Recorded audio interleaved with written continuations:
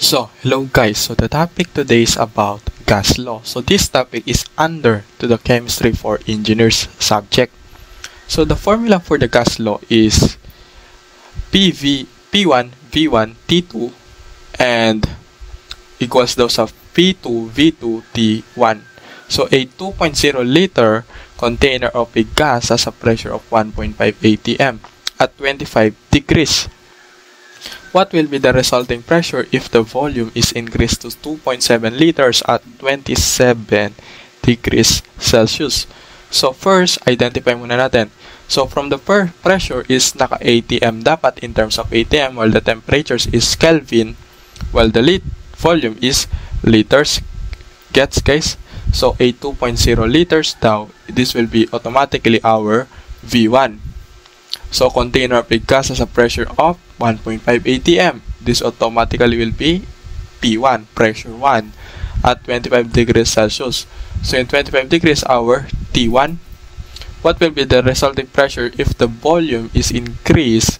Resulting pressure. What will be the resulting pressure? Sabi daw sa tanong. So ito yun, what will be the resulting pressure? Ang resulting pressure niyan is equal sa P2. Siya yung nawawala. Volume increased to 2.7 liters. So the volume is V2 while the 27 degrees is equals to T2. So next is that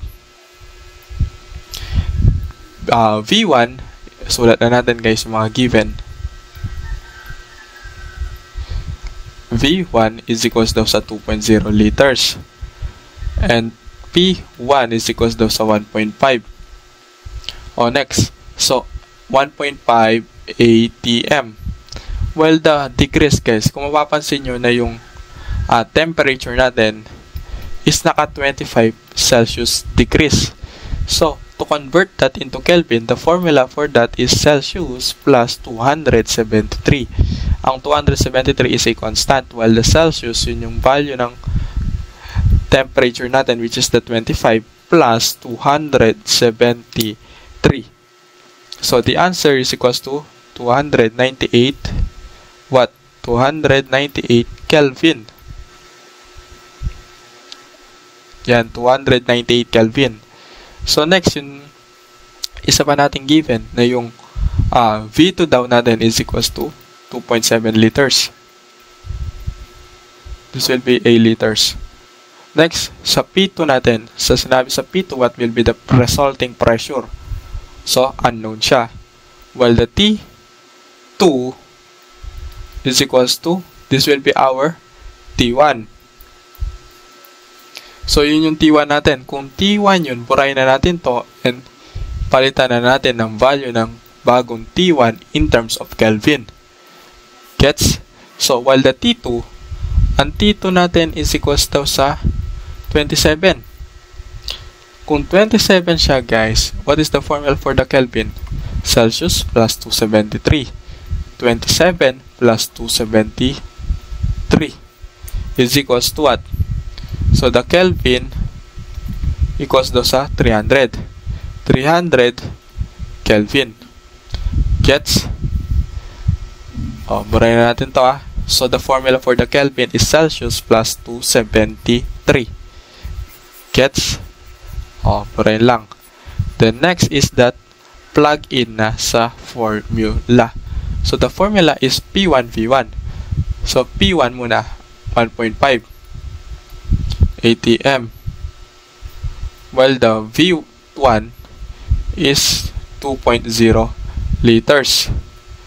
Ang T2 natin is 300 Kelvin. Plug and play lang ang values guys. So ang P2 natin is unknown, so let's say P2. And next is V2 is 2.7 liters, while the T1 is equals to 298 Kelvin. So next, to get the value of P2 is divide both sides by 2.78 liters, and then 298 Kelvin. Dito rin guys, 2.7 liters and 298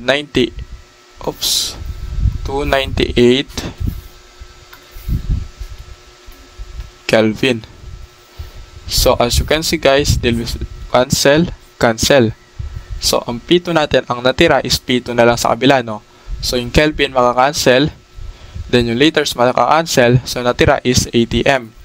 So, input tayo sa calculator, 1.5 multiply sa 2.0 multiply sa 300 over 2.7 times 298.